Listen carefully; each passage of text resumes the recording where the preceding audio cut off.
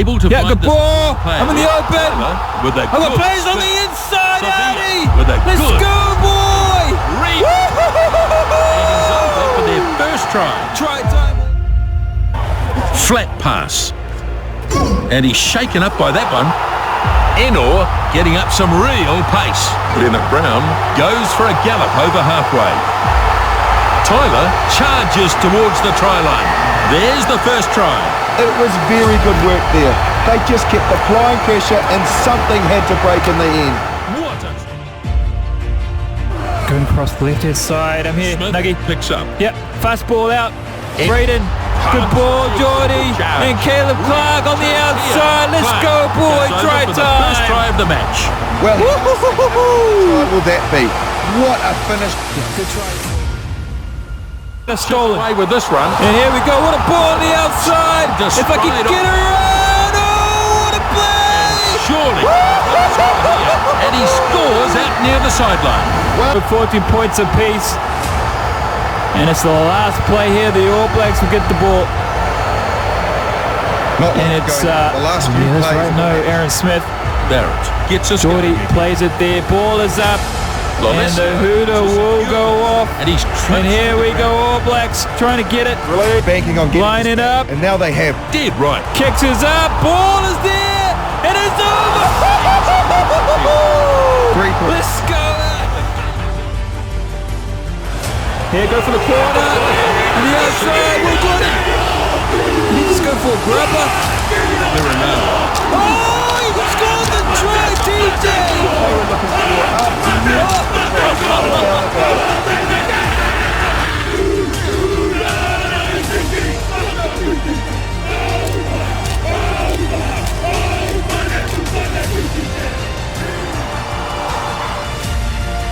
Actually, we stole the ball there, TJ. Yep. Grabs it out of the back. Tyler unleashes a big punt. I don't know if I want to kick to him, actually. That's They Daniel come away Gunn. with the loose ball. And I'm Now here. the chaser is coming forward onto I'm here. this. I'm in the Looking open. for support. I'm in the open. Oh, it's all opened up.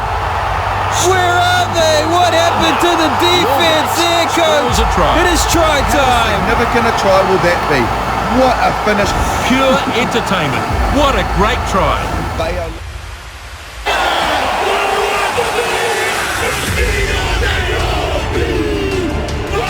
Down. Oh, they're not going to get him. It is try time here, the All Blacks. Just out of the back. And there we go. Barrett who stands it back. Move the ball. And on the outside, I'm here. Tyler. And I got players to support it. And oh, what a ball! Towards the try line. Score. Switch to another angle, and in this angle the ball has not touched the ground. Scrum Really to red. over the ball though. Held up, says the And DM. no try, says the referee. Time to present the trophy. There it is. There goes the trophy. Champion.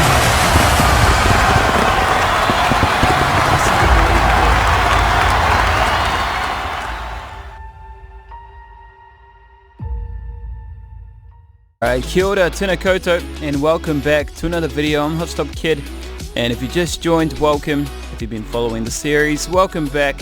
Glad to have you join me here once again. And as always, thank you to those over on Patreon supporting the videos, as well as those who have donated towards the channel, and those who have recently subscribed to the YouTube channel. So I appreciate you. We're about to get into it. Welcome to the final edition of Let's Talk for season 2023 here, post Rugby World Cup. Well, first Rugby World Cup championship on the channel, and to me it was such a success. Whether the All Blacks won it or lost it, I don't think it would have mattered there. Wales taking it, it still would have been a successful series. And from start to finish there, 9 long weeks, real time from the first game, Ireland and Tonga. I'll never forget it there, to set the bar in terms of quality of rugby there. And then after that, just all the games, playing it through, pool matches, and I'm just so glad that I showcased every single team. Now you can go through. Wales will probably be a good one to go back and watch through. They had a tough first game there against Italy. I won't give away too many spoilers for those who haven't seen it, but you can always go through and watch those ones. So yeah, it's such a success. I had so much fun going through doing it, commentary and everything. So yeah, as promised, I did say that I would unlock all the videos from the World Cup. The members locked videos, they will be unlocked, and I'll get started with that either today or tomorrow. Just give me some time. There's a lot of videos to go through to unlock, and there's a certain way to go about it. So I'll have those videos unlocked for you guys, so don't go running off to Patreon and buying a membership or anything like that. I'll have these videos unlocked for you guys right here on YouTube, and you can watch them back as many times as you want. But moving along, All Blacks pip Wales 14 points to 7 in an epic World Cup final. It's so good. If you haven't seen it yet, there are highlights there from the final. All Blacks versus Wales. You can go back and watch it. The full game will be available soon. But yeah, if we had to win a World Cup, the All Blacks, it had to be this one. It had to be this one. I mean, we had the players to do it, so there's really no exception, no excuses really. Because on the day though, the pass is just really connecting. The forwards are playing well, stealing the ball from the lineouts, swift and mobile, quick attacking lines, set plays, supporting play and defensive lines there. Just worked really well for the All Blacks that day, and really took the opportunities. I mean, we said we would exploit the right side, we did so. We ended up scoring a try on the back of it though, coming in off half-time, second half, and we worked the ball from the left-hand side. We curled it around to the right side, and then Jordie Barrett scores a try on the right side. So we exposed that side, the rookie that came on for Liam Williams. So I think Wales turned down some really key moments in the game. From the kickoff, they had the penalty, they had the options to go for 3 points there. Sam Cane, I think he was holding onto the ball, didn't release it in time, and so they got the option to go for the goal, 3 points. They turn it down, they go to the corner, and then they try to get it back from the lineouts. Not a bad option. Not a bad option if you're Wales, because Wales, their lineouts have been working for them. They've been really good from the lineouts. They usually win the ball, they get it back, they work the back line, and they score the try in the corner. Houston Blood. That's normally how it goes. But when you're in a final against the All Blacks and you're up against Sam Whitelock and Sam Cane, you've got to think twice about that. And Sam Whitelock got up in the air, stole the ball, and then we kick it downfield, and then, you know, the pressure's gone for the time being anyway. So it wasn't a bad option, it just wasn't the good option at that time. But yeah, they also had another opportunity. They had just after the Houston Blood knock on, he ran down the sideline, you know, gets tackled by Jordie Barrett, knocks the ball on. You guys didn't actually see it in the highlights, but we went into a scrum, All Black scrum, fed it, and then Wales pushed it. They actually out-pushed the All Blacks, pushed us back, and then stole the ball, popped the ball out to Walter Leonard, number 10, and he didn't move the ball really well. He sort of like he hesitated. He popped the ball back to the scrum side, and then tackle, chop down, turnover ball. Sam Cane wins it back, and we kick it back downfield. So just opportunities, instances like that. Wales just didn't really capitalize, and they were struggling like that early on, even though throughout the whole game they spent a lot more time down our half than we did down theirs. What about the try-saving tackle there? Jordie Barrett, he's done it twice. Try-save against Houston Blood. And the big one there, Hugh Coker, the one that we had to go to the TMO for. He broke, Hugh Coker breaks the line, gets out of a tackle of Will Jordan initially, and then Jordie Barrett comes in with the second attempt, turns him on his back, holds the ball up off the ground, and we end up going to the TMO to finalize the decision there, whether it was a try or not. And I just found it so ironic that just before the game, pre-match, in our last Let's Talk, we were talking about the referees and the officials and just being unpredictable, you know, not knowing exactly what was going on. My heart was pumping for the results, because I was genuinely concerned, because most of the time those calls will go against you and the referee will usually award those tries. But I'm glad the officials made the right call with that one, and the way I think the officiating in the game was really well. Really happy with it. I can forgive them about the game against the Wallabies. But yeah, we had a tough running leading up to the final, throughout the pool matches, the final matches, and I think it prepared us really well for a tough, gritty, fast-paced game against Wales. But Wales, they had their chances. They had their chances as well. It wasn't just a one-out game, All Blacks, and then we win the championship. Wales had their chances. They could have easily turned the tables there, but they just couldn't capitalize on the day. And we haven't even talked about the try there, Ardie Savea. How good was that? Never seen it before. Never seen him run from the 22 to score a try on the opposite end. I mean, that was coast to coast stuff, and I've never seen him run that far. When I passed it out, I was thinking, oh yeah, he's gonna get by one and then just get chopped down, and then we'll just set up and I'll kick it downfield. And then he got past one, and then another one, and then splits down the sideline. I was thinking, oh, what just happened? And he just left us. He left me behind. I couldn't catch up with him. But it kind of reminded me of like when you don't show your full hand until like the last game or something like that. Yeah, I don't know. It just sort of reminded me of that.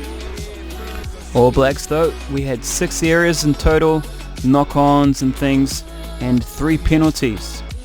Wales had 0 penalties. 0 penalties. So they weren't really bad. And they were dominating us in territory and possession. So not only were their discipline perfect, they were also dominating us in amount of time spent in our half and the amount of ball that they've had. So they weren't really bad, but they were just getting caught on the outsides and not taking the opportunities properly. But overall, they played great throughout the final.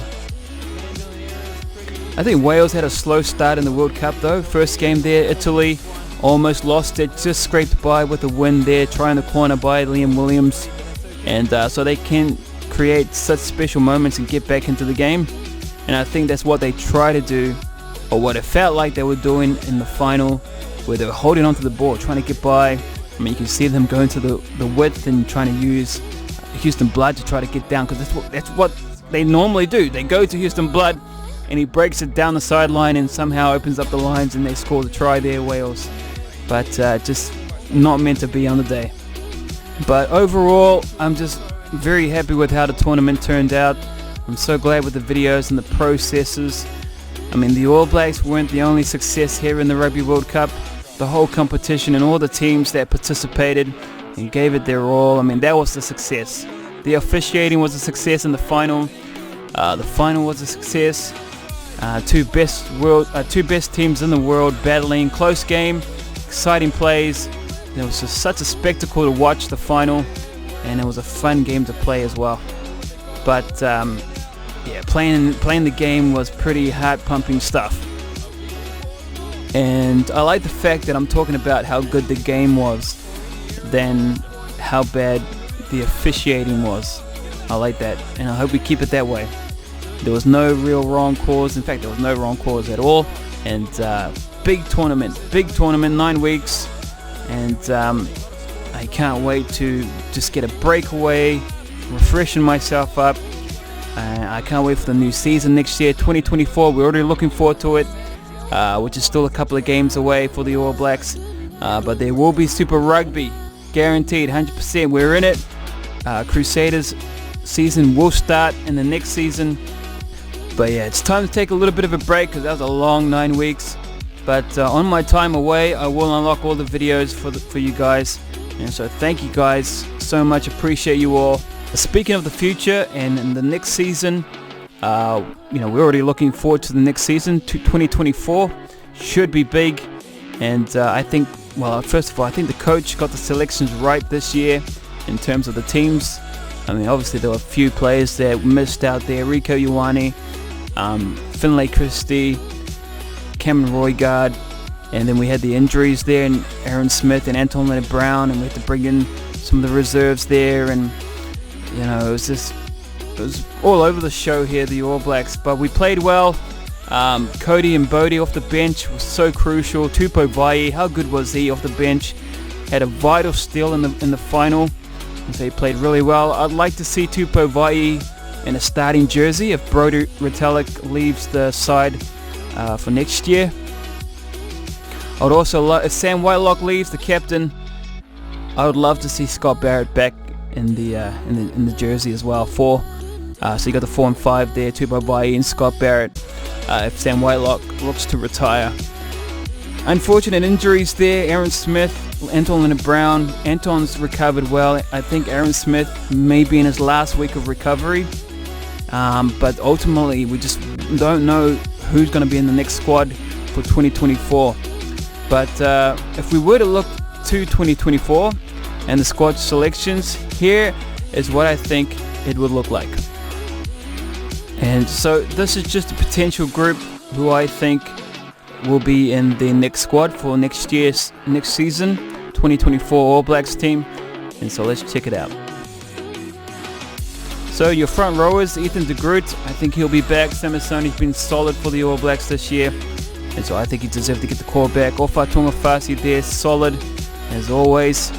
So that stays the same. Scott Barrett though comes on for Brodie Retallick if Brodie ever leaves, and Tupou Vaa'i will replace Captain Sam Whitelock.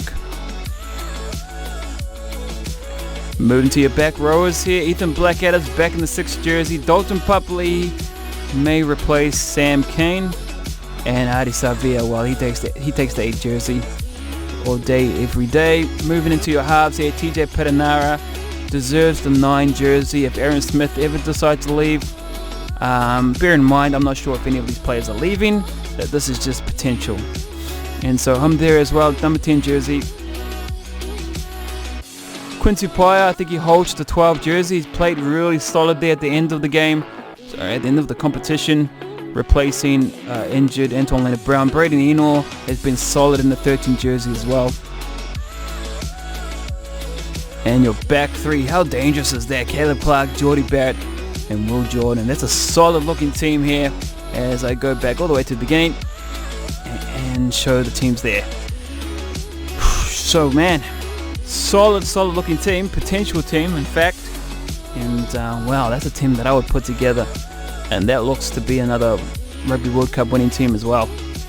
But you guys can come up with your own ideas who you think should go through, and it's going to be interesting next year's season. Can't wait for it though. Well, not only did I do one for the All Blacks, a potential lineup, but I also did the World Players of 2023 15 Dream Team, and these are just based off the players that I've sort of liked going through the tournament of the World Cup and who I was sort of impressed by. So your front rows, David Fiau, he was named as one of the most best defenders in the game of the tournament, so he's there, gotta have him. Philip Down there, solid in the line outs, and Joel Scalavi there, strong over the ball, and he knows how to get over the line as well and score you some tries.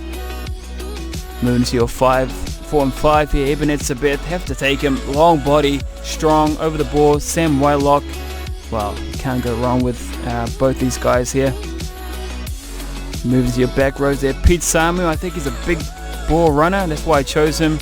In fact, this whole back row is just a big ball runners and line breakers. The Ardie Savea, Pasili Yato, excellent there for Fiji. What a World Cup he's had, one of my favorite players in the tournament.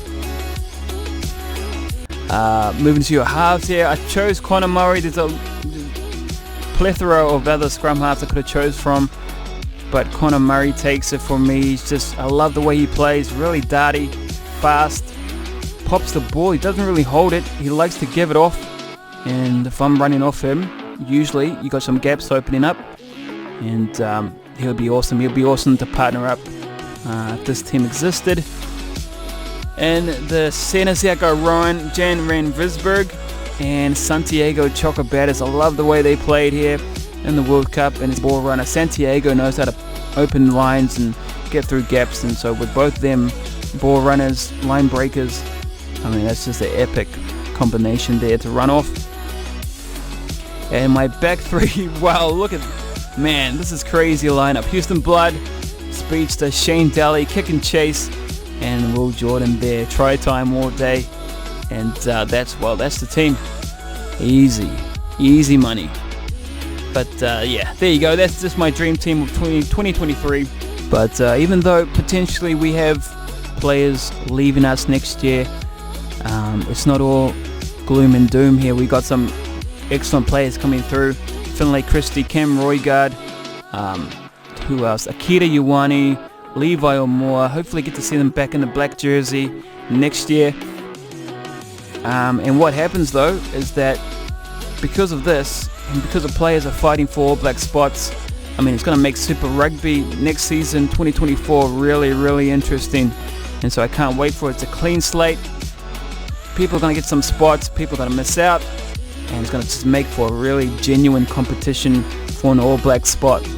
And so the goal next year, or the goal next season, is just enjoy Super Rugby next season and to look out for potential All Blacks, and then have a good season for the Crusaders as well for us. Finishing off with some of the analytics. 13 subs that are watching back. 10% of you guys have watched back the videos. That's excellent. Thank you guys, appreciate it.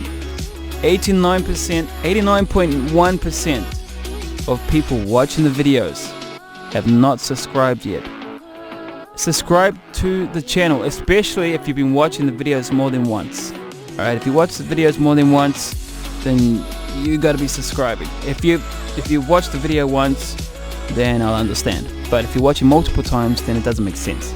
So get onto it, click the button, it's free, it doesn't cost you anything, and it supports the channel as well. And I'll appreciate it. Moving on though, top geographies, and this was a surprise here. South Africa takes #1 spot. The largest following here is South Africa, 28.1% watching the videos there. New Zealand 24, dropped 4%. Well, actually dropped 2%. South Africa went up 8%. That's a big jump from South Africa. So thank you to those in South Africa watching. My South Africans, love the support, appreciate it, because South Africa's just took over the channel here. So my Kiwis, you got to get back up on that horse and get to watching some of the channel, because you guys have got to get left behind, because South Africa is sort of taking over. So I appreciate you guys, appreciate my Kiwis, South Africans, and British watching back, Australians as well, and appreciate you guys supporting the videos, watching it back, and doing all that good stuff. Make sure you hit the like button, subscribe, do all that good stuff. Everything will be revealed next season in a couple of weeks time. I'm going to get a refresher and take a break from the videos, from the desk, and yeah, should be good. I should be back nice and refreshed for the next season, 2024, and yeah, we'll dive into it as soon as I get back. So take care, be well, thank you for enjoying the videos, thank you for being here, and I'll see you guys next season. I'll see you there.